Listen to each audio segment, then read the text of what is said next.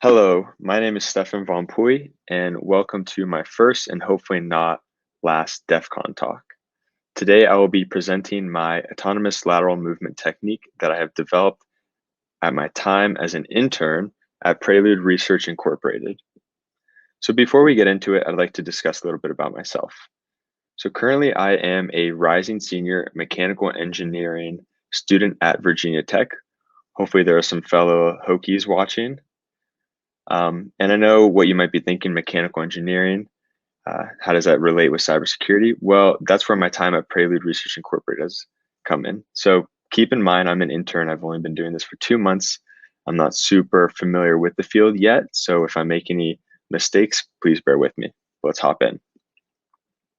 So the tools that I'll be using Prelude's operator, which is a command and control center. I will be using two Linux virtual machines, which will be labeled as workstations A and B, and which we will discuss in the next slide. And I'll be using agents and adversaries. Agents are remote access Trojans, in which this case I will want to upload and have it connect back to me.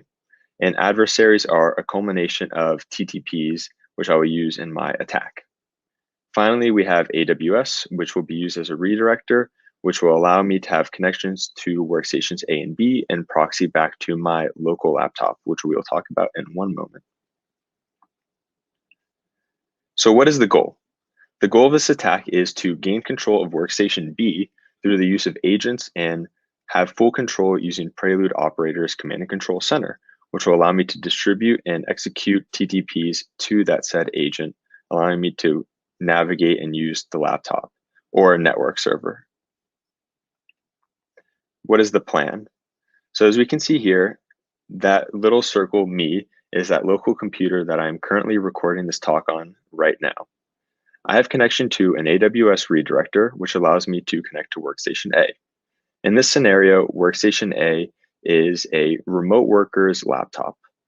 So I drew inspiration from this attack, or I drew inspiration for this from the NotPetya attack, where they got access from a worker's laptop and from there laterally moved onto the IT network. That's what I'm going to be recreating here. So workstation A, for the sake of simplicity, we are already going to say I have access to. So that is a worker's remote work laptop. Workstation B is the IT network. So we know that workstation A and B have a connection because that worker has connection to the IT network. In the real world, that could be through a VPN, which allows the worker to have access to any company securities or protocols. So what we're missing is that purple dashed line, that arrow. So what we want is we want to establish a connection between workstation B and that AWS redirector, which will proxy back to my local laptop. That is our goal in this plan. So there are really only 3 steps, and I'm going to be describing in this first half of the talk my on paper details of the attack. So the 3 steps are, the first one is to identify any known hosts on workstation A. Secondly, we will use those known hosts that we find to secure copy an agent, in this case, the NUMA agent that Prelude supports, the NUMA agent over an SSH connection to laptop B or workstation B. And thirdly, we will remote activate that agent over an SSH connection and have it connect back to our AWS redirector. Now, I know there are plenty of ways to do this, and as I mentioned, I'm still a beginner in this field. And through my research, I found secure shell connections to not only be versatile in their use, but also on the simpler side for me to understand. So this is the first step of code. We're going to cat, which will allow us to read the contents of a file. And in this case, we are going to do that in the hidden SSH directory and the known hosts file or list. So we want to cat that and read that. And these are the outputs of that. The outputs, as you can see, are the known hosts there. So the IP address. And also on the right, you can see parse results, which we will get into later when we make it autonomous. So now you can see that we have parsed an IP address or the known host. And now secondly, we're going to move to secure copying it. So the way SSH works, if anyone's not familiar, we're going to secure copy the file that we want, or the contents, the host at IP address, and then the location of where we want to copy it to on that remote user. So since AWS supports Linux OS, and in this case we're using, the default hostname for that is ec2.user, which is why I took a stab and just guessed for that. That's why you can see that it's the hostname I'm using. And in this case, the location that I'm distributing that NUMA agent is in the hidden directory SSH, because at the time I figured you want to place it in somewhere that's more obscure, obviously, so no one can find it. You'd be a little bit more discreet. The outputs of running this command over operator are or follows with a green dot, which means that it was successful. A red dot would mean it is a failure. Step 3 is to remote activate it over SSH. So again, SSH hostname at IP address, or the known user that we grabbed. The NUMA agent right here, this is the properties. We're going to run it in a detached terminal, have it beacon back to my AWS address right here, and send any outputs or errors to null. Once again, just to be a little bit more obscure and discreet. And these are the outputs of that. You see green, so successful. So through those 3 steps, we found known hosts, we secure copied our agent, and we activated our agent.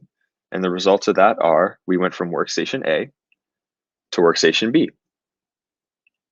So we're done. Nope, not yet. We're going to have a little bit more fun with it and make it even better. We're going to make it autonomous or automated. So now let's hop back into Prelude. So that was the first step. That was basically like our on paper plan. So now let's go into here, and I want to describe one feature to you. All right, so now we're an operator. I want to talk about their use of custom facts. Custom facts are variables that are saved to an agent as a fact. As you can see here, operator supports very many default ones. So now going into our editor, we can see the manual adversary, the boring way. So we can see that in the parse host, there's an expected output, a domain, a file, and an IP. These are all facts. So these are all variables saved to the agent as a fact, which can be called on and later used to create a chain, which will make things a lot simpler in this attack. So now let's get into the automated way.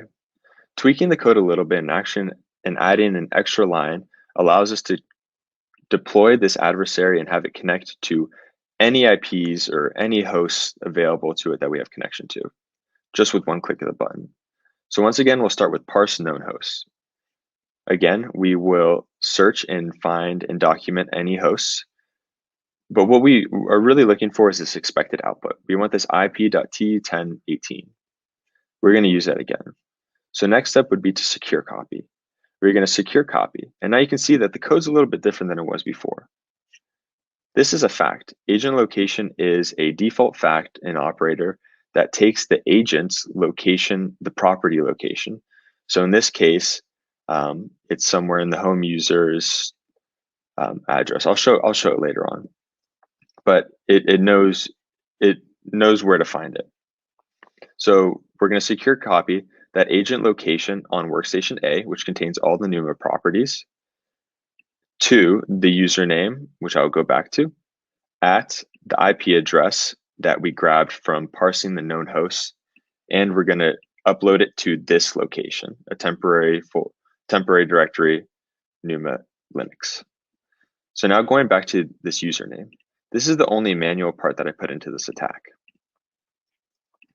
Since I knew that the default user for a OS Linux on AWS was ec2.user-user, I added that as a custom fact. And I could add anything. I could do adversary.village and say us. Not sure how that would fit into this code, but if you have any suggestions, let me know. So now you can see that I previously added the user.name ec2.user. That's the only manual thing that I did in this. So now going back to the automated way, we're going to secure copy that NUMA location on workstation A to the username at IP address from the parsing known hosts. Next, we're going to look at how to remote activate it, to SSH remote activate it. So we have the username and IP address, run an attached terminal, and what we want is our NUMA executable right here, our agent executable. To make it automated, I included a fact, but to be able to grab this fact, I added one more line of code. What we're going to do is over an SSH command, we're going to list the contents of that temporary directory that we uploaded our NUMA Linux agent to. As you can see, the expected output is file t1021.004. That is what we're looking for. And we're going to put that right in here so that it knows that this is where the agent location is on workstation B. We're going to name it workstation_B and have it address back to operator.tcp. That is the AWS TCP port address. And then once again, we're going to send the outputs and errors to null. So now we have 4 steps all automated, and now let's test it out. So here we have workstation A, and we're going to scroll down to our adversaries and find our automated the fun way, and we're going to deploy it. And just like that, we have now connected to workstation B autonomously. Now the difference is in the manual way, each step relies on each other. So 2 requires 1, 3 requires 2 and 1. So if I wanted to secure copy or do any SSH command, I needed to first know what the known hosts were and then manually go back into my code and change that. In this way, operator knows how to intuitively pick up the facts that it's learned and incorporate them into the next step, which creates a chain of attacks. Now, if we look into what actually happened, we can see that it occurred twice. So we found hosts, and it actually picked up 2 different IP addresses. It uploaded the NUMA to 2 different IP addresses. It once again remote listed both of them to create that fact that we wanted, and then remote activated each. The problem is I don't have credential access to one of the IP addresses, but I only have credential access to one. So if this were a real world scenario and you were deploying this attack on a network that had several connections and credential accesses to, it would result in a lot more agents connecting back and even more expansive network of agents that you control now. All right, so now if we look in here, we can see the known hosts. So we can see the IP address of the network that we connected to, the IT network, and the results of doing that, and the activation, which resulted in our workstation B. All right, and that was it for my presentation on my lateral movement technique on Prelude's operator. Once again, my name is Stephan Wampouille. As you can see, my contacts are empty. Knowing you guys are all professionals in the cybersecurity field, I am sure if you want to contact me, you will find a way. Follow along on the blog, the Prelude blog, because this was phase 1 out of my 4-phase attack, and come back in when I conclude my attack fully. Thank you so much for your time, and I hope to be at the next DevCon. Have a great day. Bye.